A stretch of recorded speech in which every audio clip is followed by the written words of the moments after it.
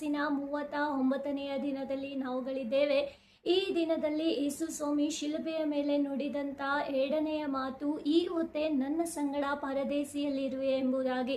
ಯೇಸು ಸ್ವಾಮಿಯನ್ನು ಶಿಲುಬೆಯ ಮೇಲೆ ಇಬ್ಬರ ದುಷ್ಟಮಿಗಳ ಮಧ್ಯದಲ್ಲಿ ಯೇಸು ಸ್ವಾಮಿಯನ್ನು ಶಿಲುಬೆಗೆ ಹಾಕಲ್ಪಟ್ಟಂಥ ಪರಿಸ್ಥಿತಿಯಲ್ಲಿ ಒಬ್ಬ ದುಷ್ಟಮಿ ಯೇಸು ಸ್ವಾಮಿಯನ್ನು ದೂಷಿಸುತ್ತಾನೆ. ಯೇಸು ಸ್ವಾಮಿಯನ್ನು ಆತನು ತಿರಸ್ಕರಿಸುತ್ತಾನೆ. ಆದರೆ ಮತ್ತೊಂದು ದುಷ್ಟಮಿಯು ಯೇಸು ಸ್ವಾಮಿಯನ್ನು ಆತನು ಅಂಗೀಕರಿಸಿಕೊಳ್ಳುತ್ತಾ ಇದ್ದಾನೆ. ಆತನು ಮಾಡಿದಂಥ ತಪ್ಪಿಗೆ ಆತನು ಪಶ್ಚಾತ್ತಾಪ ಪಟ್ಟುಕೊಂಡು, ನಿನ್ನ ರಾಜ್ಯವನ್ನು ಹಿಂತಿರುಗಿ ಪಡೆದುಕೊಳ್ಳುವಾಗ ನನ್ನನ್ನು ನೆನೆಸಿಕೋ ಎಂಬುದಾಗಿ ಹೇಳುತ್ತಾ ಇರುವಂಥ ಒಂದು ಸಂದೇಶವನ್ನು ನಾವು ನೋಡಿಕೊಳ್ಬಹುದು. ಹೌದು, ಆ ಕಳ್ಳನು ಆ ಶಿಲುಬೆಯ ಮರಣದಲ್ಲಿ ಕೊನೆಯ ಕ್ಷಣದಲ್ಲಿ ತನ್ನ ಪಾಪಕ್ಕಾಗಿ ಆತನು ಪಶ್ಚಾತ್ತಾಪ ಪಡುತ್ತಾ ಇದ್ದಾನೆ. ಆತನ ಜೀವಿತದಲ್ಲಿ ಪ್ರತಿಯೊಂದು ಭಾಗದಲ್ಲೂ ಆತನು ಮಾಡಿದಂಥ ಎಲ್ಲ ಕೆಟ್ಟತನಕ್ಕೂ ಕೂಡ ಆತನು ಆ ಶಿಲುಬೆಯ ಮೇಲೆ ಆತನು ಪಶ್ಚಾತ್ತಾಪವನ್ನು ಪಡುತ್ತಾ ಇರುವಂಥದ್ದನ್ನು ನಾವು ನೋಡಿಕೊಳ್ಳಬಹುದು. ಹೌದು, ಆತನ ಹೃದಯದಲ್ಲಿ ಆದಂಥ ಆ ಪಶ್ಚಾತ್ತಾಪ ಇವತ್ತು ದೇವರು ಅವನನ್ನು ರಕ್ಷಿಸಿದರು.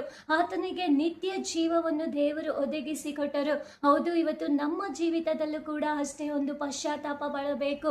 ಇವತ್ತು ಅನೇಕರು ಇವತ್ತು ಮಾಡಿದಂಥ ತಪ್ಪಿಗೆ ಪಶ್ಚಾತ್ತಾಪ ಪಡುವುದಿಲ್ಲ, ಇವತ್ತು ದೇವರಿಗೆ ಭಯ ಪಡುವುದಿಲ್ಲ, ಯಾರು ಏನು ಮಾಡುವುದಕ್ಕೆ ಸಾಧ್ಯ ಎಂಬುದಾಗಿ ನೆನೆಸಿಕೊಂಡು ಇರ್ತೇವೆ.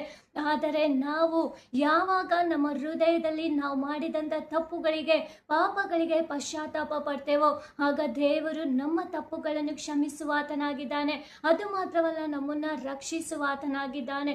ನಾವು ಜಕರ್ಯನನ್ನು ನಾವು ನೋಡಿಕೊಳ್ಬಹುದು. ಆತನು ಯೇಸು ಸ್ವಾಮಿ ತನ್ನ ಮನೆಗೆ ಬರುತ್ತಾ ಇರುವಾಗಲೇ ಆತನು ಮಾಡಿದಂಥ ತಪ್ಪಿಗೆ ಪಶ್ಚಾತ್ತಾಪ ಪಟ್ಟುಕೊಂಡು ಆತನು ಏನೆಲ್ಲ ಅನ್ಯಾಯವಾಗಿ ಸಂಪಾದಿಸಿದನೋ ಅದೆಲ್ಲವನ್ನು ಕೂಡ ಬಡವರಿಗೂ ಇವತ್ತು ಪ್ರತಿಯೊಬ್ಬರಿಗೂ ಕೂಡ ಆತನು ಕೊಡುತ್ತಾ ಇರುವುದನ್ನು ನಾವು ನೋಡಿಕೊಳ್ಬಹುದು.